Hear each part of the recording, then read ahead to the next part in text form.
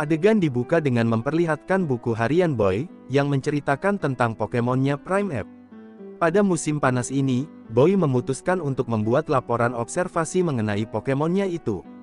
Prime App sangat mudah sekali marah, tidak peduli jika sedang bermain, makan, ataupun bermimpi, Pokemon ini akan marah terus. Itulah yang dikatakan oleh Boy, yang sedang menulis buku hariannya di depan halaman rumah, sambil memperhatikan Pokemonnya di hadapannya. Namun Boy berkeinginan untuk melihat apa yang terjadi jika Prime App itu tidak marah, oleh karenanya dia pun melakukan penelitian ini. Pada saat itu, Prime App yang kelaparan memanjat ke atas pohon untuk memetik buah beri. Tapi sebelum sempat mengambil buah beri itu, Aipom yang bertengger di atas pohon mendahuluinya mengambil buah beri tersebut, membuat Prime App menjadi sangat marah. Namun Boy menyuruh Pokemonnya untuk turun, karena dia punya hadiah untuknya. Sesampainya di bawah, maka Boy pun mulai menyerahkan buah beri yang dia kumpulkan di dalam karung, menjejali Pokemonnya dengan banyak buah beri. Boy melakukan hal ini untuk mencegah supaya Prime App tidak marah-marah lagi. Tapi yang terjadi kini Prime App malah kekenyangan dan tubuhnya menjadi sangat gemuk, membuatnya kehilangan keseimbangan dan akhirnya roboh. Setelahnya Prime App menjadi marah lagi, dan mulai berguling-guling ke sana kemari, di mana Boy segera mencatat perilaku Pokemonnya ini ke dalam buku hariannya. Sampai kemudian, Prime App yang berguling-guling tadi menabrak pagar pembatas, dan Boy mencari cara lain agar Pokemonnya tidak gampang marah-marah. Boy kemudian memandikan Pokemonnya, memberinya sampo yang banyak, serta mengeringkan bulu badannya. Setelah selesai mandi, Boy mulai mendandani Pokemonnya supaya jadi gagah, memberinya potongan rambut yang rapi. Namun nampaknya Prime App tidak suka dengan gaya rambut itu, sehingga dia pun mulai tantrum lagi, dan melemparkan cermin ke jendela, berbaring di lantai sambil menghentakkan badannya. Boy mulai menganalisis perilaku Prime App, dan setelah melihat boneka di sampingnya, dia pun mendapatkan ide lainnya. Boy lalu menjejerkan banyak boneka di samping Prime App, dan mulai mengambil gambar Pokemonnya.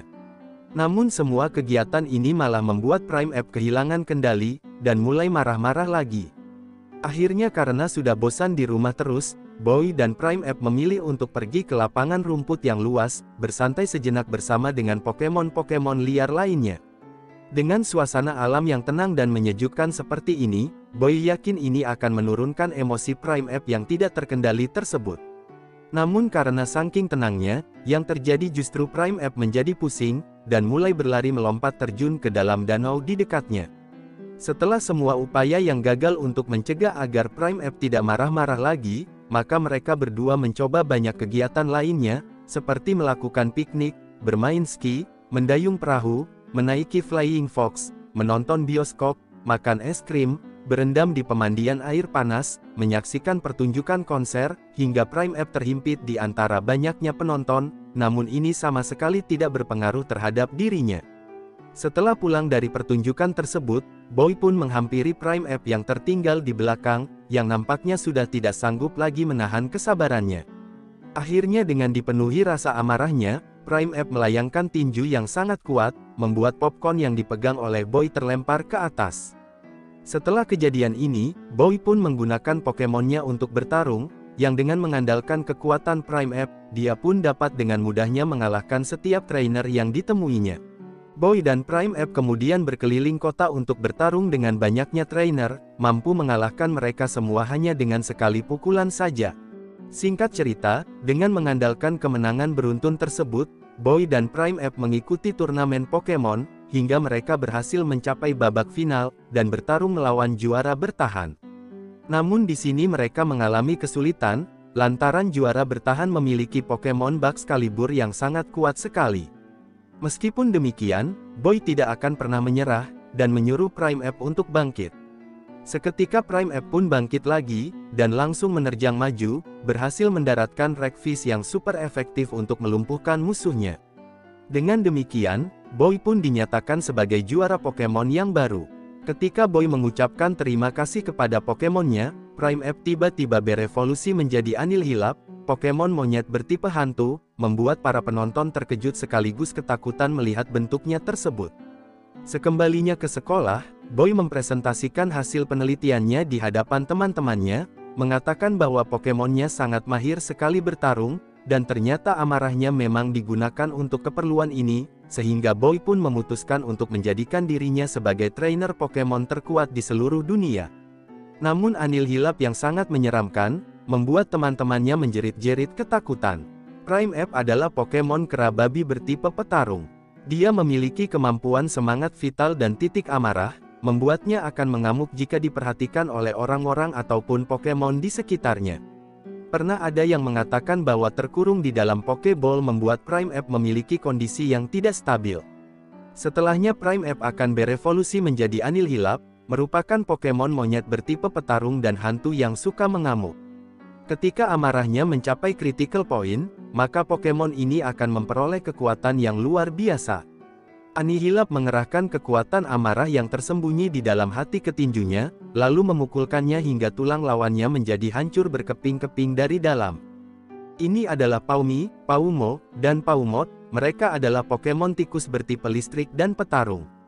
Pada saat itu, mereka sedang memperhatikan seorang gadis kecil yang camping di dalam hutan. Gadis kecil yang melihat Pokemon-Pokemon itu sedang berjoget di balik semak-semak, maka dia pun berniat untuk menangkapnya. Akan tetapi, sayangnya dia gagal menangkap Pokemon-Pokemon tersebut. Dia kemudian merengek-rengek kepada ayahnya, untuk minta dibawakan Pokemon, dan ayahnya pun menyanggupi permintaan gadis kecilnya. Beberapa saat kemudian, ayahnya pun datang membawa Paumi. Namun gadis itu masih belum puas, dan meminta ayahnya untuk menangkap Paumo dan Paumot. Dalam sekejap saja, ayahnya pun berhasil menangkap Paumot, dan memberikannya kepada anaknya, yang penasaran dan mulai menggelitik perut Pokemon itu, yang memicunya untuk mengeluarkan listrik, membuat ayahnya jadi tersetrum. Dikarenakan semua teman-temannya sudah tertangkap, maka Paumo dengan sendirinya melompat ke pelukan gadis kecil tersebut. Sekarang mereka pun jadi berteman, dan mulai berjoget-joget bersama, sampai akhirnya gadis kecil yang kecapean pun tertidur pulas bersama dengan Pokemon-Pokemon tikus listrik petarung tersebut. Pokemon ini baru dapat menghasilkan listrik setelah berusaha menggosok kantong pipinya menggunakan kaki depannya. Bantalan tangannya adalah organ pelepasan listrik. Setelah berhasil berdiri dengan kaki belakangnya, Paumi melepaskan serangan listrik dari telapak tangannya. Paumo bertarung menggunakan seni bela diri yang khas. Sambil menambahkan pukulan dengan telapak tangannya, Pokemon ini memberikan serangan listrik dari bantalan tangannya. Bulu halus Paumot adalah baterai, di mana bulu tersebut dapat menyimpan listrik yang banyaknya sama dengan mobil elektrik. Seorang gadis sangat terkejut ketika melihat ada sekelompok Pokemon Wooper dan Clodsir, yang sedang berkumpul di pinggir sungai. Akhirnya karena takut, dia pun bersembunyi di belakang batu, sambil memperhatikan boneka Pokemon Wooper miliknya, yang sangat berbeda dengan yang dia lihat barusan. Betapa terkejutnya dia saat mendapati bahwa dirinya ditemukan oleh Wooper dan teman-temannya. Wooper Paldea memiliki membran beracun yang akan melindungi tubuhnya selama hidup di daratan, setelah kalah dalam pertarungan perebutan wilayah teritorial. Biasanya mereka hidup berkelompok, dan jarang sekali terlihat sendirian. Sedangkan Clodsir mampu mengeluarkan jarum tebal dari tubuhnya ketika diserang musuh, jurus berbahaya yang memerlukan determinasi untuk menggores tubuhnya sendiri. Pokemon ini hidup di rawa-rawa, berenang mengangkut Wooper di punggungnya dan mengantarnya hingga sampai pantai seberang. Sang gadis akhirnya tersungkur jatuh setelah dikepung oleh Pokemon-Pokemon tersebut. Namun setelah mengetahui bahwa Pokemon-Pokemon itu sama sekali tidak berniat untuk menyakitinya, maka dia pun mau naik ke atas punggungnya, serta bermain dengan riang gembira bersama dengan mereka semua. Seorang pria sedang mencuci baju bersama dengan Pokemonnya Ducklet. Dia sangat menyukai Pokemon itu, yang dimana semenjak kecil sudah bersama dengan Pokemon tersebut. Mengingat masa-masa menyenangkan itu, dia ingat waktu masih bayi, pernah bermain di ranjang bersama dengan Ducklet, bahkan pernah bersantai dengannya di pinggir kolam renang, sambil memeluk Pokemon bebek itu.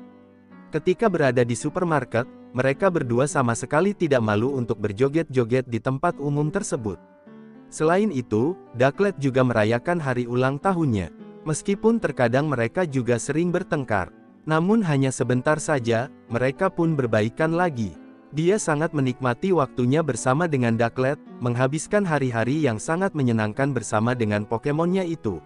Ducklet juga yang mengajarinya cara bermain skateboard, dan dia pun mulai bermain skateboard sepanjang hari, agar bisa menguasainya, hingga akhirnya dia pun bisa mahir menggunakan skateboard. Pria itu bersumpah akan terus menemani Pokemonnya, dan tidak akan pernah melepaskan sahabatnya itu. Ducklet merupakan Pokemon tipe air dan terbang. Pokemon ini melatih tubuhnya sambil berenang mengelilingi tempat yang dalam di kolam untuk mencari lumut air makanannya. Seorang gadis bernama Akira mengalami kesulitan dikarenakan Pokemon Kapsakit mempunyai kebiasaan menggigit Pokemon-Pokemon yang berada di dekatnya, membuat Pokemon-Pokemon itu menjadi sangat marah, dan mulai mengejar-ngejar mereka berdua. Kapsakit adalah Pokemon cabai gendot bertipe rumput. Pokemon ini memang sangat suka menggigit, dan bisa membuat makanan yang sangat pedas dengan menggunakan gigi depannya yang copot. Semakin lama Kapsakit berjemur, maka komponen pedas dalam tubuhnya semakin bertambah, dan serangan jurusnya menjadi semakin pedas. Akira menemukan Pokemon ini saat Kapsakit sedang kehujanan. Dia lalu memberinya makan beri, agar Pokemon itu mau menjadi temannya. Setelah itu, Akira pun memulai petualangannya bersama dengan Kapsakit, dengan bertarung melawan trainer Pokemon lainnya yang mereka temukan. Meskipun terkadang seringkali terjadi pertengkaran, namun jika dihadapkan pada pertarungan, maka mereka berdua merupakan pasangan yang serasi. Ketika Kapsakit sudah hampir menyerah, Akira berjanji akan selalu berada di sampingnya, memberinya semangat untuk kembali bangkit, serta melanjutkan petualangan mereka untuk menjadi trainer dan Pokemon yang lebih baik lagi. Julian yang hendak berangkat ke sekolah, ditawarkan tumpangan oleh ayahnya untuk bisa sampai ke sana. Namun Julian menolaknya secara halus, mengatakan bahwa dirinya ingin berjalan kaki saja. Dalam perjalanan menuju ke sekolah, Julian melihat anak-anak yang sepantaran umurnya dengan dirinya, lewat di hadapannya sambil mengenakan sepatu roda. Julian yang merasa kecapean kemudian berhenti sebentar. Di saat yang bersamaan, Julian melihat Pokemon Gogoat yang berada di pinggir jalan. Setelah mengecek lututnya yang terluka, Gogoat tiba-tiba datang menghampirinya. Meskipun Julian bersikeras bahwa dia tidak memanggil taksi, Gogoat mempersilahkan untuk naik ke atas punggungnya. Namun Julian yang sama sekali tidak tertarik dengannya, memilih meninggalkan Pokemon tersebut. Gogoat adalah Pokemon tunggangan bertipe rumput. Pokemon ini dapat membaca perasaan orang yang menyentuh tanduknya, dan telah membantu manusia semenjak 5.000 tahun yang lalu. Gogoat biasanya hidup secara berkelompok di daerah pegunungan. Pemenang dari pertarungan adu seruduk tanduklah yang menjadi pemimpin kelompok Pokemon ini. Setelahnya Gogoat mengikuti Julian, yang merasa sangat terganggu dan menyuruhnya untuk berhenti mengikutinya. Namun Gogoat mengangkatnya naik ke atas punggungnya, dan mulai membawa Julian berkeliling penjuru kota.